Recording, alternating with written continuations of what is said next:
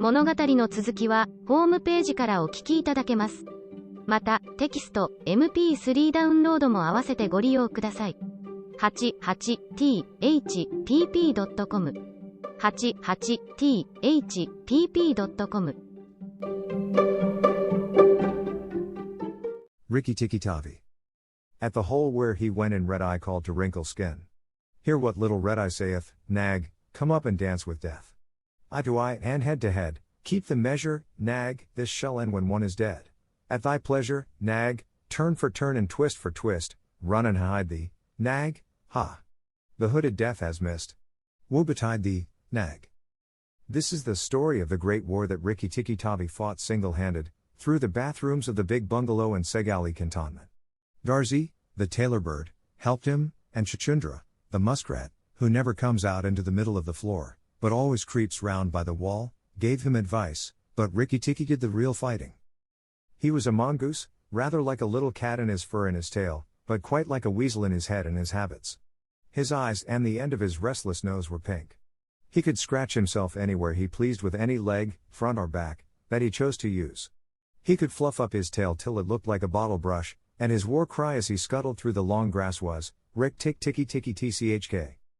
One day, a high summer flood washed him out of the burrow where he lived with his father and mother, and carried him, kicking and clucking, down a roadside ditch. He found a little wisp of grass floating there and clung to it till he lost his senses. When he revived, he was lying in the hot sun on the middle of a garden path, very draggled indeed, and a small boy was saying, "Here's a dead mongoose. Let's have a funeral." "No," said his mother, "let's take him in and dry him. Perhaps he isn't really dead." They took him into the house, and a big man picked him up between his finger and thumb and said he was not dead but half choked. So they wrapped him in cotton wool, and warmed him over a little fire, and he opened his eyes and sneezed. "Now," said the big man, he was an Englishman who had just moved into the bungalow, "don't frighten him, and we'll see what he'll do. It is the hardest thing in the world to frighten a mongoose, because he is eaten up from nose to tail with curiosity. The motto of all the mongoose family is run and find out, and Rikki-tikki was a true mongoose. He looked at the cotton wool, decided that it was not good to eat, ran all round the table, sat up and put his fur in order, scratched himself, and jumped on the small boy's shoulder. "Don't be frightened, Teddy," said his father. "That's his way of making friends." "Ouch. He's tickling under my chin," said Teddy. Rikki-tikki looked down between the boy's collar and neck, snuffed at his ear, and climbed down to the floor, where he sat rubbing his nose. "Good gracious," said Teddy's mother, "and that's a wild creature. I suppose he's so tame because we've been kind to him." "All mongooses are like that," said her husband. "If Teddy doesn't pick him up by the tail, or try to put him in a cage, he'll run in and out of the house all day long. Let's give him something to eat." They gave him a little piece of raw meat. Rikki-tikki liked it immensely, and when it was finished he went out into the veranda and sat in the sunshine and fluffed up his fur to make it dry to the roots. Then he felt better. "There are more things to find out about in this house," he said to himself, "than all my family could find out in all their lives. I shall certainly stay and find out." He spent all that day roaming over the house. He nearly drowned himself in the bathtubs, put his nose into the ink on a writing table, and burned it on the end of the big man's cigar, for he climbed up in the big man's lap to see how writing was done. At nightfall he ran into Teddy's nursery to watch how kerosene lamps were lighted, and when Teddy went to bed Rikki-tikki climbed up too. But he was a restless companion, because he had to get up and attend to every noise all through the night, and find out what made it. Teddy's mother and father came in, the last thing, to look at their boy, and Rikki-tikki was awake on the pillow. "I don't like that," said Teddy's mother. "He may bite the child." "He'll do no such thing," said the father. "Teddy's safer with that little beast than if he had a bloodhound to watch him. If a snake came into the nursery now." But Teddy's mother wouldn't think of anything so awful.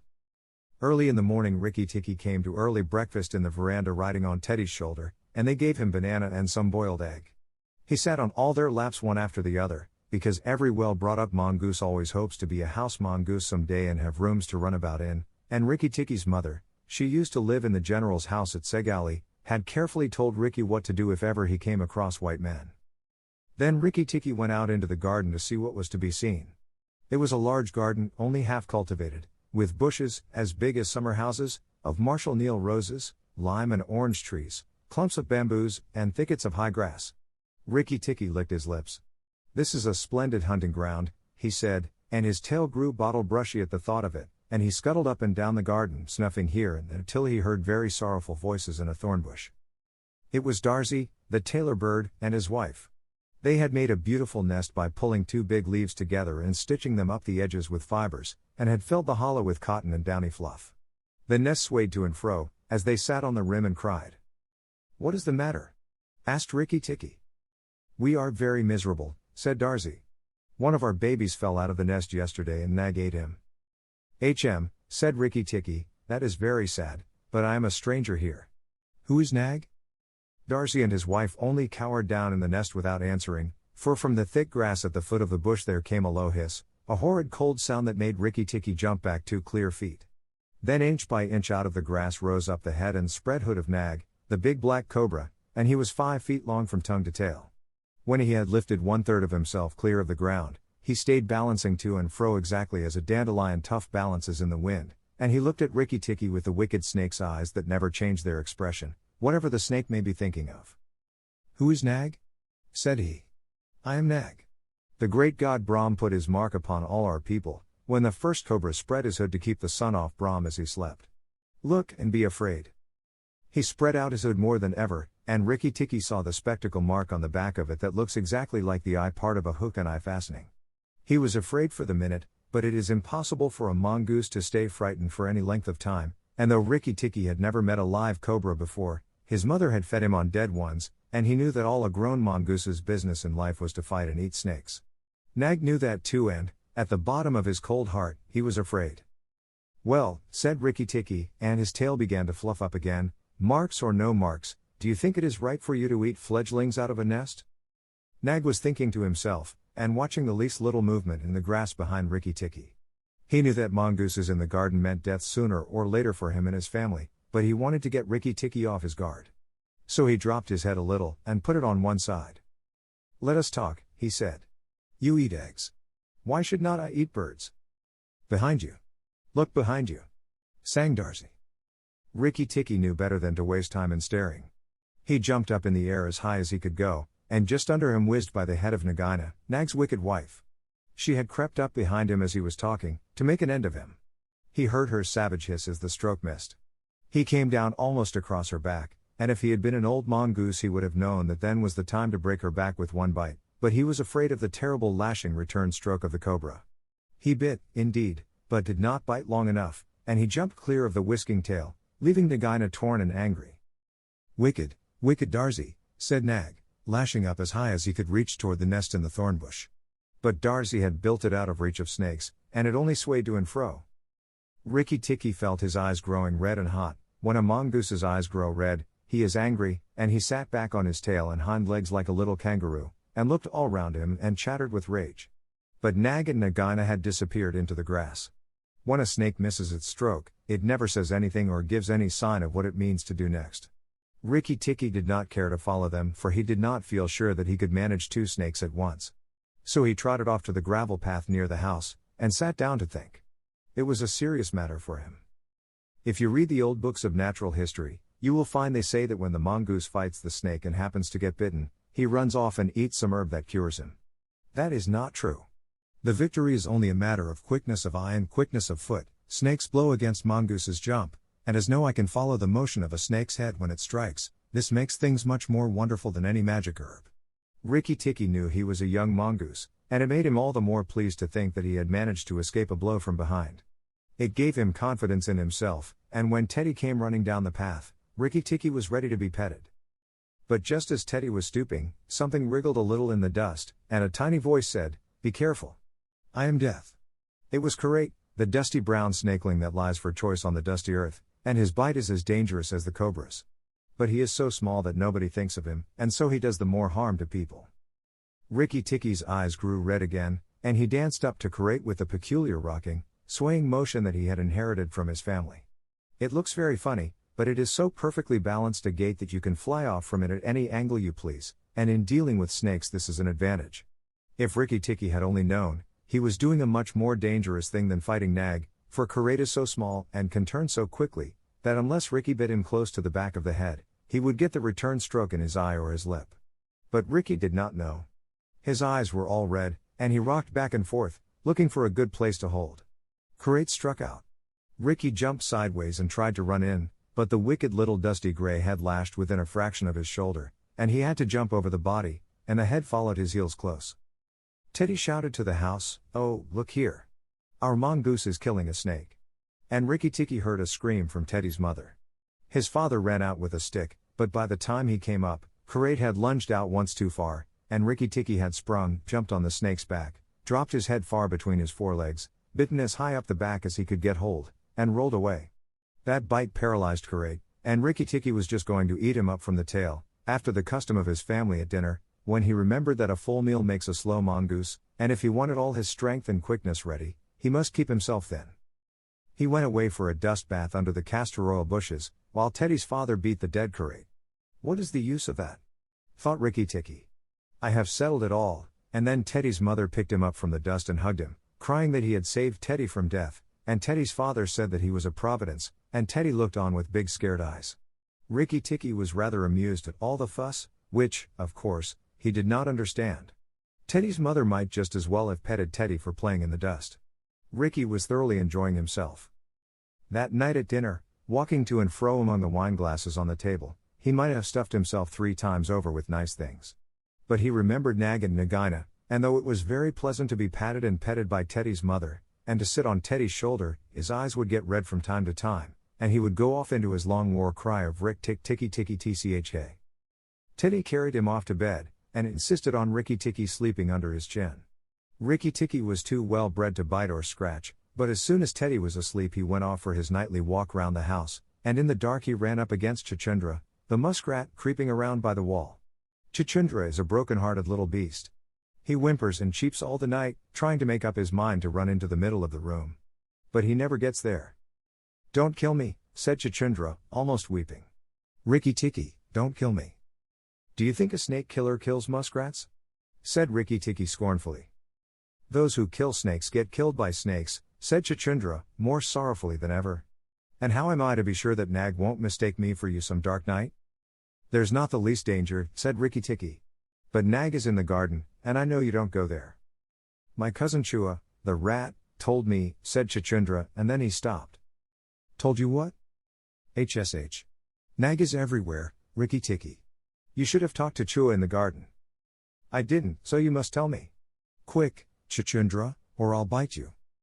Chuchundra sat down and cried till the tears rolled off his whiskers. "I am a very poor man," he sobbed. "I never had spirit enough to run out into the middle of the room. HSH. I mustn't tell you anything. Can't you hear, Ricky Tikki?" Ricky Tikki listened.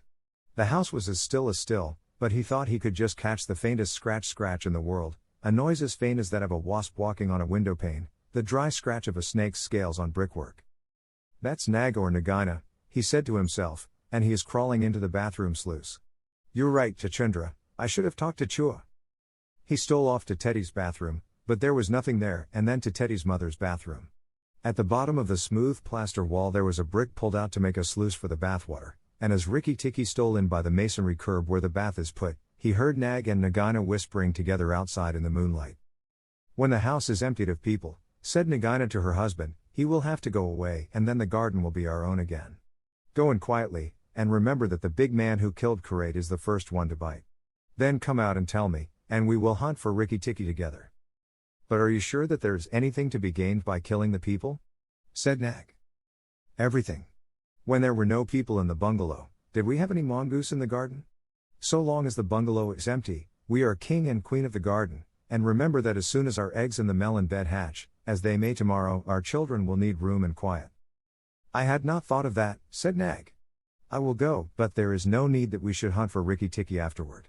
I will kill the big man and his wife, and the child if I can, and come away quietly. Then the bungalow will be empty, and Ricky Tikki will go." Ricky Tikki tingled all over with rage and hatred at this, and then Nag's head came through the sluice, and his 5 feet of cold body followed it.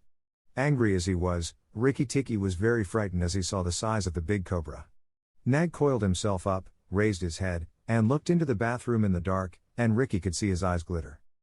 "Now, if I kill him here, Nagaina will know, and if I fight him on the open floor, the odds are in his favor. What am I to do?" said Ricky Tikki Tavi. Nag waved to and fro, and then Ricky Tikki heard him drinking from the biggest water jar that was used to fill the bath. That is good, said the snake. Now, when Crate was killed, the big man had a stick. He may have that stick still, but when he comes in to bathe in the morning he will not have a stick. I shall wait here till he comes. Nagaina, do you hear me? I shall wait here in the cool till daytime. There was no answer from outside, so Rikki Tikki knew Nagaina had gone away. Nag coiled himself down, coil by coil, round the bulge at the bottom of the water jar, and Rikki Tikki stayed still as death. After an hour he began to move, muscle by muscle, toward the jar. Nag was asleep, and Rikki Tikki looked at his big back, wondering which would be the best place for a good hold. If I don't break his back at the first jump, said Rikki, he can still fight. And if he fights, oh Rikki.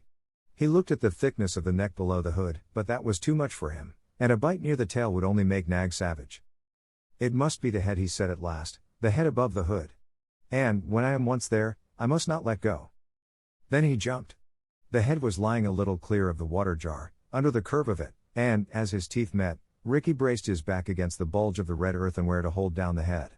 This gave him just 1 second's purchase, and he made the most of it. Then he was battered to and fro as a rat is shaken by a dog, to and fro on the floor, up and down, and around in great circles, but his eyes were red and he held on as the body cart whipped over the floor, upsetting the tin dipper and the soap dish and the flesh brush, and banged against the tin side of the bath. As he held he closed his jaws tighter and tighter, for he made sure he would be banged to death, and, for the honor of his family, he preferred to be found with his teeth locked. He was dizzy, aching, and felt shaken to pieces when something went off like a thunderclap just behind him. A hot wind knocked him senseless and red fire singed his fur. The big man had been wakened by the noise, and had fired both barrels of a shotgun into Nag just behind the hood. Rikki Tikki held on with his eyes shut, for now he was quite sure he was dead. But the head did not move, and the big man picked him up and said, "It's the mongoose again, Alice. The little chap has saved our lives now." Then Teddy's mother came in with a very white face, and saw what was left of Nag, and Rikki Tikki dragged himself to Teddy's bedroom and spent half the rest of the night shaking himself tenderly to find out whether he really was broken into 40 pieces, as he fancied. When morning came he was very stiff, but well pleased with his doings. Now I have Nagaina to settle with, and she will be worse than 5 nags, and there's no knowing when the eggs she spoke of will hatch. Goodness! I must go and see Darsy, he said. Without waiting for breakfast, Rikki Tikki ran to the thorn bush where Darsy was singing a song of triumph at the top of his voice. The news of Nag's death was all over the garden, for the sweeper had thrown the body on the rubbish heap. "Oh, you stupid tuft of feathers," said Rikki Tikki angrily. "Is this the time to sing?" "Nag is dead, is dead, is dead," sang Darsy. The valiant Rikki Tikki caught him by the head and held fast. The big man brought the bang stick, and Nag fell in 2 pieces. "He will never eat my babies again." "All that's true enough. But where's Nagaina?" said Rikki Tikki, looking carefully round him. Nagaina came to the bathroom sluice and called for Nag, Darsy went on, and Nag came out on the end of a stick. The sweeper picked him up on the end of a stick and threw him upon the rubbish heap. "Let us sing about the great, the red-eyed Rikki Tikki." And Darsy filled his throat and sang. "If I could get up to your nest, I'd roll your babies out," said Rikki Tikki. "You don't know when to do the right thing at the right time. You're safe enough in your nest there, but it's war for me down here. Stop singing a minute, Darsy." "For the great, the beautiful Rikki Tikki's sake I will stop," said Darsy. "What is it, O killer of the terrible Nag? Where is Nagaina, for the 3rd time?" "On the rubbish heap by the stables, mourning for Nag. Great is Rikki Tikki with the white teeth." "Lather my white teeth. Have you ever heard where she keeps her eggs?" "In the melon bed, on the end nearest the wall, where the sun strikes nearly all day. She hid them there weeks ago." "And you never thought it worth while to tell me? The end nearest the wall, you said? Rikki Tikki, you are not going to eat her eggs?" "Not eat exactly, no. Darsy, if you have a grain of sense you will fly off to the stables and pretend that your wing is broken, and let Nagaina chase you away to this bush. I must get to the melon bed, and if I went there now she'd see me." Darsy was a feather-brained little fellow who could never hold more than one idea at a time in his head. And just because he knew that Nagaina's children were born in eggs like his own, he didn't think at first that it was fair to kill them. But his wife was a sensible bird, and she knew that cobras' eggs meant young cobras later on. So she flew off from the nest, and left Darsy to keep the babies warm, and continue his song about the death of Nag.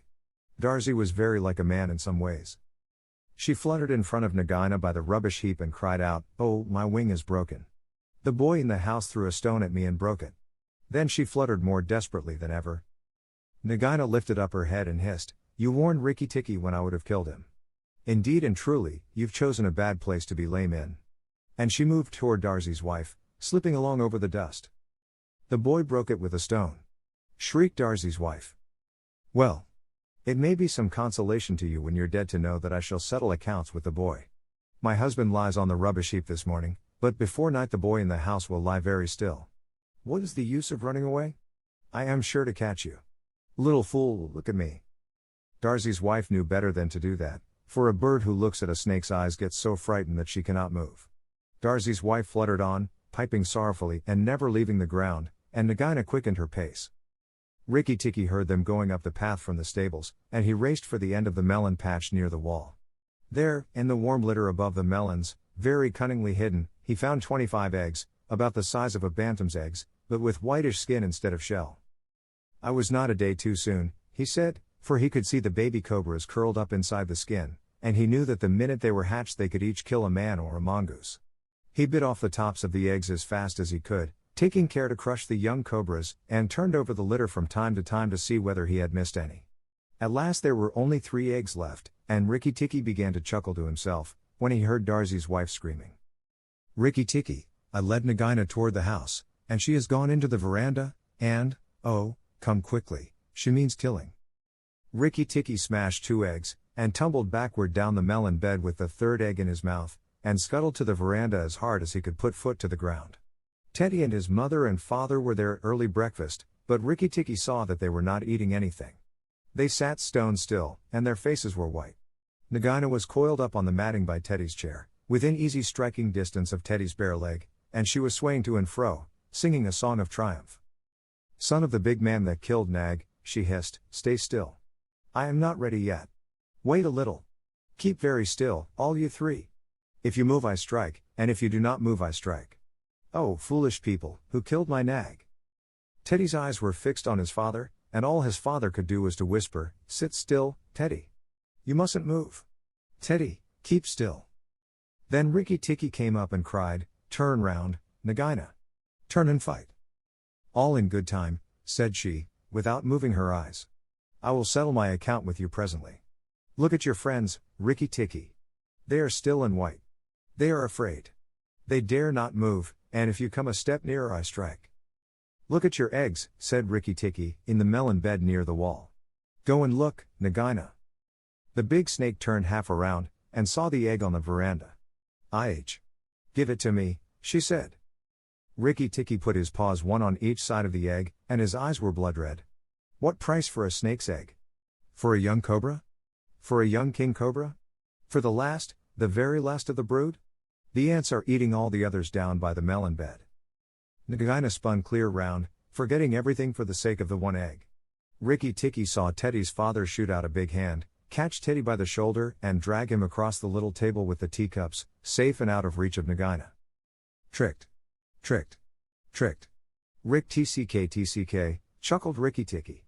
"The boy is safe, and it was I that caught Nag by the hood last night in the bathroom." Then he began to jump up and down, all 4 feet together, his head close to the floor. He threw me to and fro, but he could not shake me off. He was dead before the big man blew him in two. I did it. Rikki Tikki TCK. Come then, Nagaina. Come and fight with me. You shall not be a widow long. Nagaina saw that she had lost her chance of killing Teddy, and the egg lay between Rikki Tikki's paws.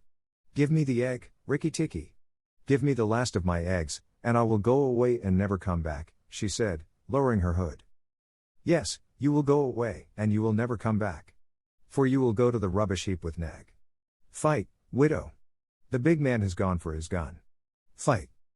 Rikki Tikki was bounding all round Nagaina, keeping just out of reach of her stroke, his little eyes like hot coals. Nagaina gathered herself together and flung out at him. Rikki Tikki jumped up and backward. Again and again and again she struck, and each time her head came with a whack on the matting of the veranda and she gathered herself together like a watch spring. Then Rikki Tikki danced in a circle to get behind her, and Nagaina spun round to keep her head to his head, so that the rustle of her tail on the matting sounded like dry leaves blown along by the wind. He had forgotten the egg. It still lay on the veranda, and Nagaina came nearer and nearer to it, till at last, While Rikki Tikki was drawing breath, she caught it in her mouth, turned to the veranda steps, and flew like an arrow down the path, with Rikki Tikki behind her. When the cobra runs for her life, she goes like a whiplash flicked across a horse's neck. Rikki Tikki knew that he must catch her, or all the trouble would begin again. She headed straight for the long grass by the thorn bush, and as he was running, Rikki Tikki heard Darzy still singing his foolish little song of triumph. But Darzy's wife was wiser. She flew off her nest as Nagaina came along, and flapped her wings about Nagaina's head. If Darzy had helped, they might have turned her, but Nagaina only lowered her hood and went on. Still, the instant's delay brought Rikki Tikki up to her, and as she plunged into the rat hole where she and Nag used to live, his little white teeth were clenched on her tail, and he went down with her, and very few mongooses, however wise and old they may be, care to follow a cobra into its hole. It was dark in the hole, and Rikki Tikki never knew when it might open out and give Nagaina room to turn and strike at him. He held on savagely, and stuck out his feet to act as brakes on the dark slope of the hot, moist earth. Then the grass by the mouth of the hole stopped waving, and Darzy said, "It is all over with Rikki Tikki. We must sing his death song. Valiant Rikki Tikki is dead. For Nagaina will surely kill him underground." So he sang a very mournful song that he made up on the spur of the minute, and just as he got to the most touching part, the grass quivered again, and Rikki Tikki, covered with dirt, dragged himself out of the hole leg by leg, licking his whiskers. Darzy stopped with a little shout. Rikki Tikki shook some of the dust out of his fur and sneezed. "It is all over," he said. "The widow will never come out again." And the red ants that lived between the grass stems heard him, and began to troop down one after another to see if he had spoken the truth. Rikki Tikki curled himself up in the grass and slept where he was, slept and slept till it was late in the afternoon, for he had done a hard day's work. "Now," he said, when he awoke, "I will go back to the house. Tell the coppersmith, Darzy, and he will tell the garden that Nagaina is dead." The coppersmith is a bird who makes a noise exactly like the beating of a little hammer on a copper pot, and the reason he is always making it is because he is the town crier to every Indian garden, and tells all the news to everybody who cares to listen. As Rikki Tikki went up the path, he heard his attention notes like a tiny dinner gong, and then the steady ding-dong talk. "Nag is dead, dong. Nagaina is dead. Ding-dong talk." That set all the birds in the garden singing, and the frogs croaking, for Nag and Nagaina used to eat frogs as well as little birds. When Rikki got to the house, Teddy and Teddy's mother, she looked very white still, for she had been fainting, and Teddy's father came out and almost cried over him, and that night he ate all that was given him till he could eat no more, and went to bed on Teddy's shoulder, where Teddy's mother saw him when she came to look late at night. "He saved our lives and Teddy's life," she said to her husband. "Just think, he saved all our lives." Rikki Tikki woke up with a jump, for the mongooses are light sleepers. "Oh, it's you," said he. "What are you bothering for? All the cobras are dead. And if they weren't, I'm here." Rikki Tikki had a right to be proud of himself. But he did not grow too proud, and he kept that garden as a mongoose should keep it, with tooth and jump and spring and bite, till never a cobra dared show its head inside the walls. Darzy's Chant. Sung in honor of Rikki Tikki Tabi, singer and tailor am I, double the joys that I know, proud of my lilt to the sky, proud of the house that I sew over and under, so weave I my music, so weave I the house that I sew. Sing to your fledglings again, mother, oh lift up your head. Evil that plagued us is slain, death in the garden lies dead.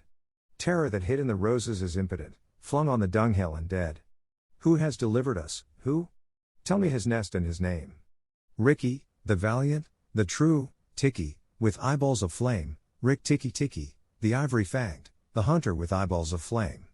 Give him the thanks of the birds, bowing with tail feathers spread. Praise him with nightingale words, nay, I will praise him instead. Here. I will sing you the praise of the bottle-tailed Rikki, with eyeballs of red. Here Rikki Tikki interrupted, and the rest of the song is lost. 次回のこの物語の最終回はホームページよりお聞きいただけます。ポッドキャストでは配信されません。ホームページより物語の結末をお楽しみください。88thpp.com 88thpp.com 英語聞き流しリスニング